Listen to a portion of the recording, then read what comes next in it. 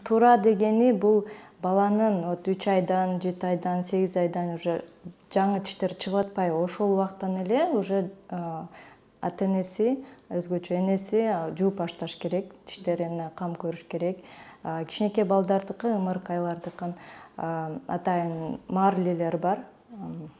Атайын стерилденген бинттерди колуна эле сөмөйүнө ороп алып, кичинекей баланын тиштерин акырындык менен, этияттык менен күнүнө 2 жолу жууп койгон туура болот. Десналарын тоже акырында массировать этип жууп коюш керек. Это бул ымыркайлардыкын. Ал эми 2 жаштан уже 3 жашка чейин бала менен чогуу, кызыктырып, туура жууганды үйрөтүш керек. Ал эми мисалы үчүн туруктуу тиштер болгондо тишти туура жууш үчүн атайын щеткалар болот, средней жесткости деп жазылып турат. Туура жуугандын методун азыр көргөзүп берейин. Мисалы үчүн бул жакта туруктуу тиштердики 32 болот.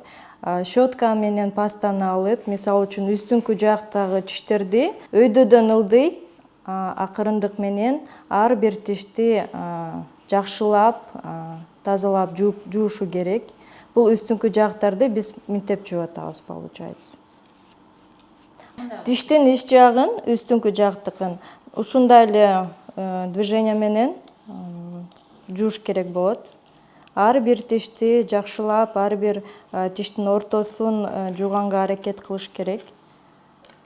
Это бул үстүңкү жактын тиштерин жууп атабыз. Ал эми астыңкы жактын тиштерин ушундай эле метод менен астыңкы тиштерди өйдө карай жуйбуз.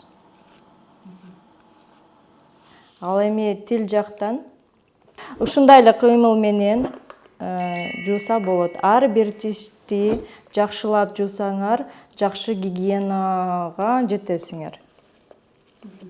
Ама өйдө жагын кантип жууш керек? Тиштин могул жактары. Үстү жагын болсо круговыми движениями монтип жакшылап жуусак болот.